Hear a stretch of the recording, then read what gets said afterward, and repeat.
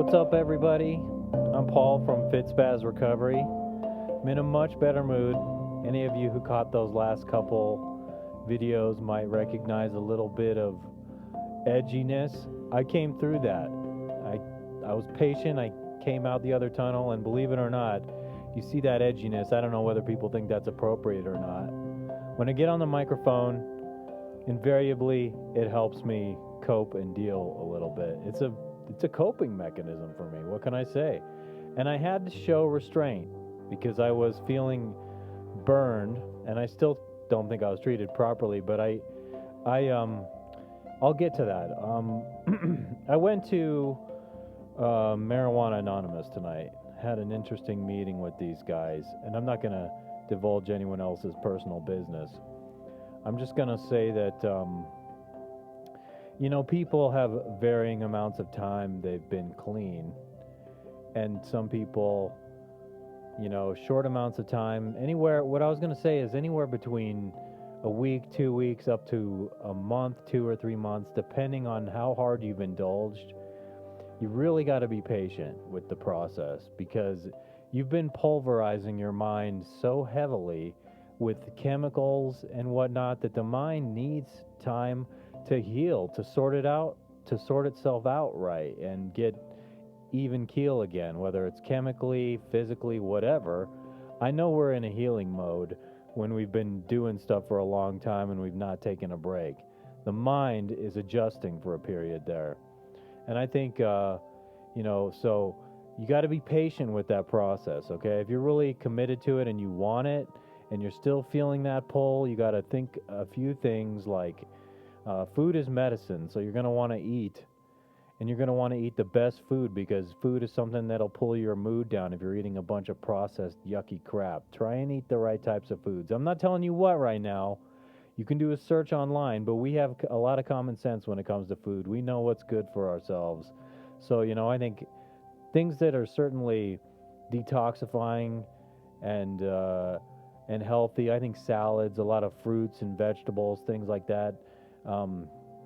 Like I said, avoid the processed stuff. But another thing is something I'll always keep coming back to on here is light exercise.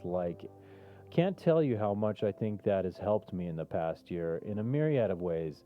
The healing qualities that exercise stimulates when you take part in it, even just lightly, you get walking around, you get your blood flowing, your heart pumping. And I really believe that circulation picking up, the blood flow, it detoxifies the body. It takes nutrients to the body, and it gets it gets the crap out, and you feel so much better for doing it. And but let me also say one more thing about exercise. It's that it's something I have complete control over. And even if I don't have the greatest workout of my life on a given day, like today I did something called build back and buys. And it was exceptionally hard. It's like about 50 minutes, and about 45 of those minutes you're pushing it really hard between doing all these back exercises, pull-ups, and I don't remember what the actual moves are called. I know it when he says it on there. You exercise the lats, and I actually have lats. I can feel my lats. I was so proud today when I did 5 pull-ups, full pull-ups, unassisted pull-ups in my first set. That's the most I've ever done, and they were solid. And I was like, wow, yeah.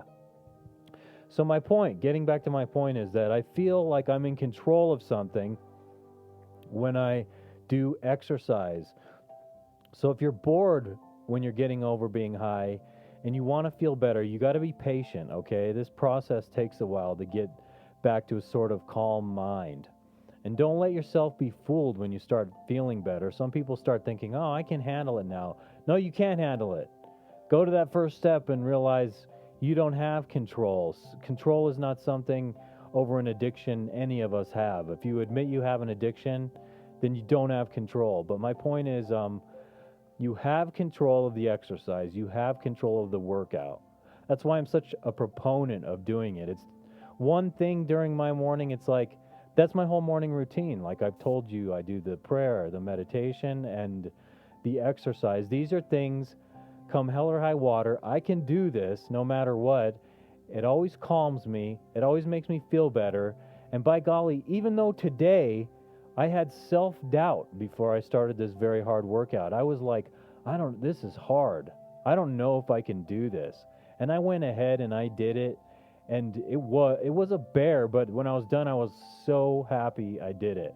I felt good. I felt my day was off on the right track, and it was wonderful, to be quite honest with you. But don't underestimate the healing quality that it can have, and also the way that when you're healing from drug addiction, when you're in recovery, it can boost your mood. So depending on your age and your health, let's say you do like a half hour of cardio, you're going to get some euphoria out of that. Your body's going to release some endorphins, and you're going to be like, oh, I feel good. But not to mention, you're just going to have the intrinsic pride from finishing the workout. So try it. Get up and exercise. Go on a walk. I mean, I don't want to hear from anybody. Don't nobody tell me none of this I hate walking gibberish. I like walking, okay?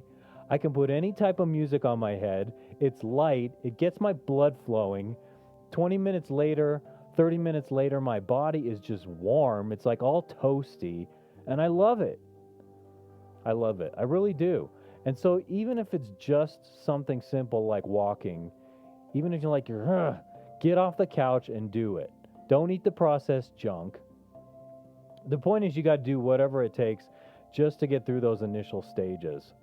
And like I said, you got to exercise an immense amount of patience, and you got to have faith that it's going to get better. I did want to say that. But also, you know what? I know how to roll into this point here next. It's kind of a good one. It's that if you're having a hard time, like I had a hard time this week, and it wasn't like, I was bummed out because of something that happened that I won't get into. And it still makes me sad, but I've come through the tunnel of dealing with it. And the first day and a half, 2 days were really hard. Perspective is so important, to remember to put things in the proper place. Like, is it really this bad? Is it really that bad? Because so many people have much worse hardships, and I remember that. I'm grateful for that. That's why remembering being grateful is so important, okay? So, but nonetheless, I have this habit.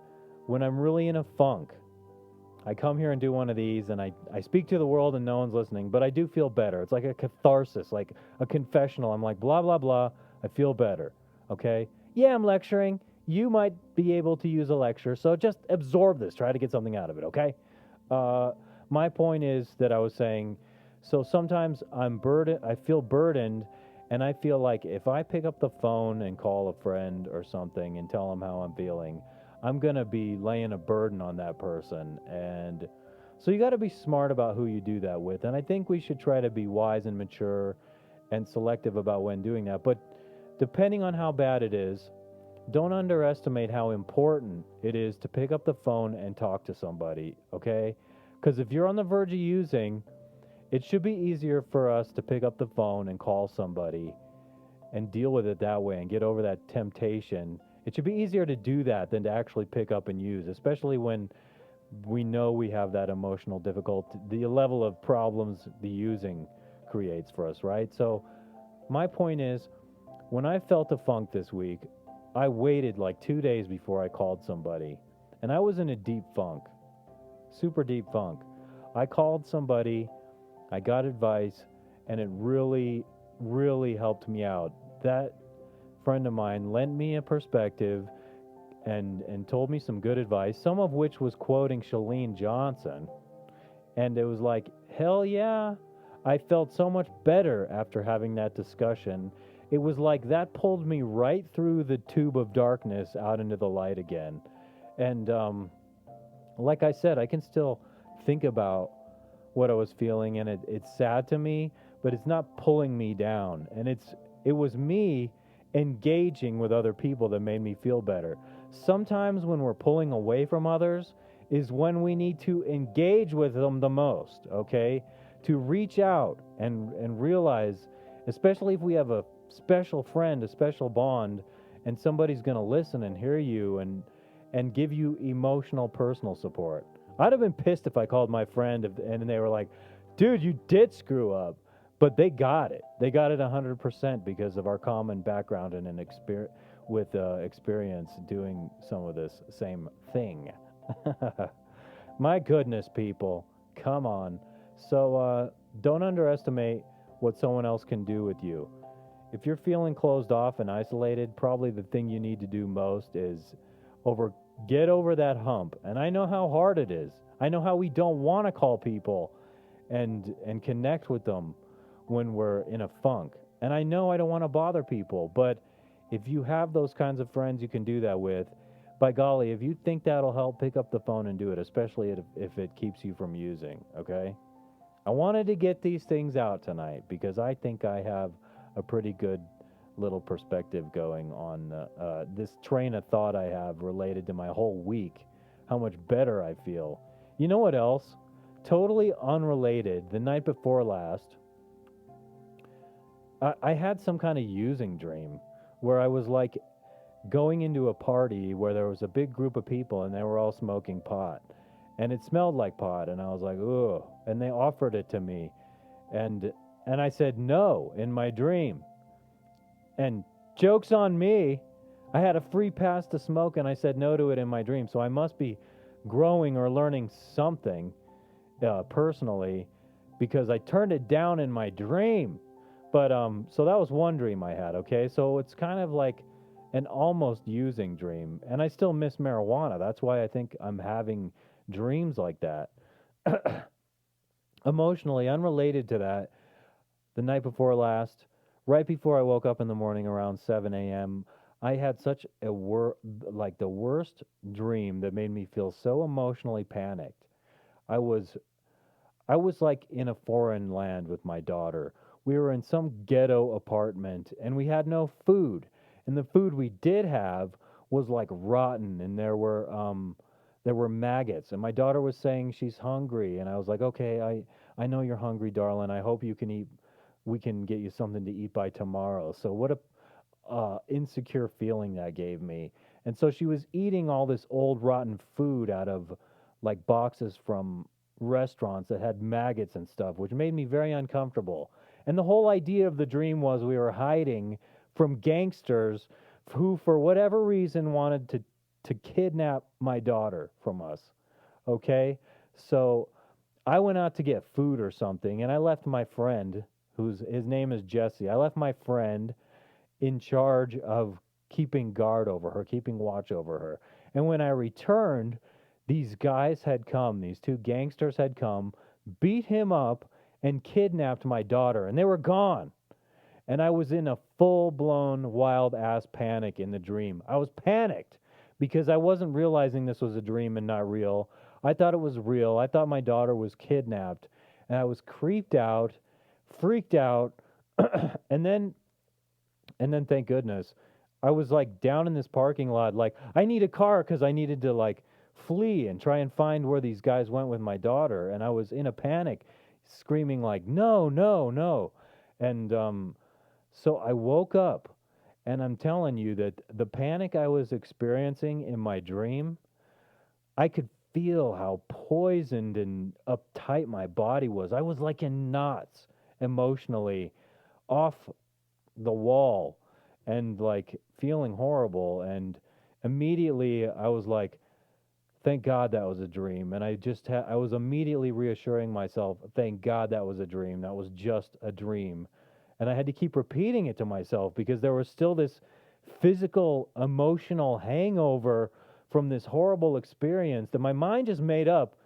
Naughty mind, what are you doing? I want to dream pretty things, pretty girls, flying in the clouds, God knows, making love.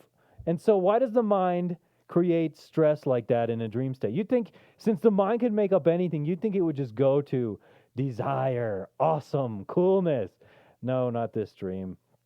But I was so grateful to wake up, and to make myself feel better, I actually picked up the phone because it was about that time right before my daughter was to go to school, and I called and spoke to her. And her mom said, "What's wrong?" Like, And I had just woken up, so I had that I just woke up sound. But I was beside myself. But it gave me such a calm and relief hearing my daughter, and when I hear her on the phone and she goes, "Daddy," and I'm just like, oh, it was like letting me off the hook or something from this terrible nightmare. And I had other bad dreams that night that didn't have to do with my daughter, which I won't get into that much. Just that I was with a friend, a female friend, and we went to Hawaii. And that sounds good. That sounds like a good dream starting off there. But we arrive in Hawaii and we are witnesses to a homicide. And so the bad guys are trying to hunt us down and get us because we saw it. And I don't remember anything else. I just know that we were like freaked out and wanting to go in hiding. And I don't know if the daughter dream tied into that strange dream narrative somehow, but whew, holy moly. Um, that's really all I want to say tonight, people. So storytelling time. That's not really. That's not really much to do with recovery, except there's just this emotional element that was just really negative, and it freaked me out, and it coincided with this bad week I had, and you got to put things in perspective. Like I said, people having things much worse in life. So many good people have bad things happen to them, and I think that's a bummer. And you can't be a billionaire and avoid tragedy or heartbreak in your life. You can't buy peace. That's what they should say. Instead of you can't buy me love, because maybe you can buy yourself some love. I just think you can't buy personal peace. That's something you've got to work on, and it has nothing to do with the amount of money you have. Well, I guess that could be a whole other show. Uh, I'm Paul from FitSpaz. By golly, if you find this interesting at all, that's cool. Uh, Go to fitspaz.com if you want to hear more. And just want to see where I am with this real quick. Come on. Oh, got a new computer. It doesn't work the same, so I'm like trying to control the old one in a strange way. I sound really amped up, but I'm not on anything. You know what I mean? I'm just on love right now. I feel good. Positive vibes, people. I was patient this week. I got through something tough. And and in the beginning of it, I felt so low that I was like, "Oh, not again! These shitty feelings." Ugh. And I had a moment where I thought, if I smoked, and I wasn't really tempted to go and smoke, but this is just the way my mind works and explores what if I smoked, how much would it take these feelings and just shove them super far down beneath and let me be like, ah. And certainly I didn't. I just dealt with it. But I did wake up at 3 in the morning, and it made me, when I don't sleep, I'm an extra basket case. And by the way, I should have added earlier, try to get enough sleep if you're in recovery. That'll help a lot. We don't function our best emotionally when we don't get enough sleep. Don't underestimate how much lack of sleep can affect your mood poorly. Man, all this acid reflux, especially later in the day, not good. Got to work on that. I'm Paul from FitSpaz, and this is FitSpaz Recovery. And I'm just trying to relate my feelings and my thoughts about sobriety in a way that's relatable, in a way that might help people. And by all means, if you have feedback, send it to me by sending email to paul@fitspaz.com. Check out fitspaz.com. You can also subscribe to the podcast in iTunes and listen to it on your iPhone. You don't use iTunes? Maybe you use Stitcher, and Stitcher might be on your Android phone. FitSpaz is now on the Stitcher, in the Stitcher directory. So if you have that app, download FitSpaz, check it out. I'm trying to make these more interesting. It's going to develop over time. I have ideas, see this wall back here? I kind of want to mount a TV there, like a 43-inch TV, and I want to have an iMac running to it where we can have Skype discussions with people, and also just some graphic that says FitSpaz. And this window, I don't know.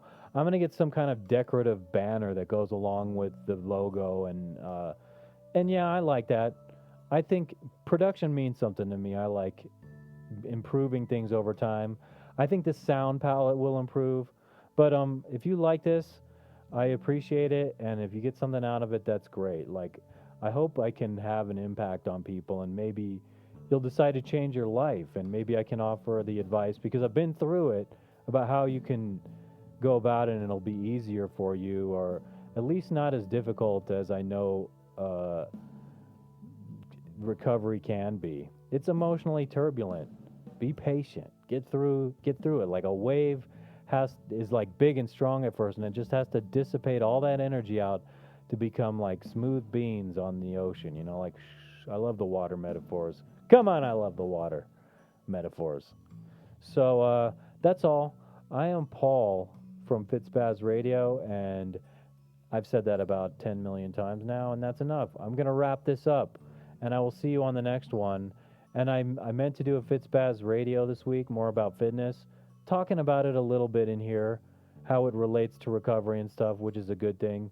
I will do that. I'll get into some fitness stuff.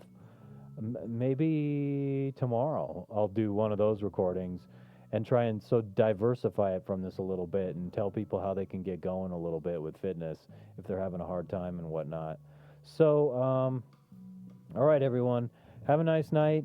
I hope that you are all working toward recovering and happiness and peace and developing yourself. Yeah. So we'll see you next time. Peace. Thank you, Kevin MacLeod, for the music.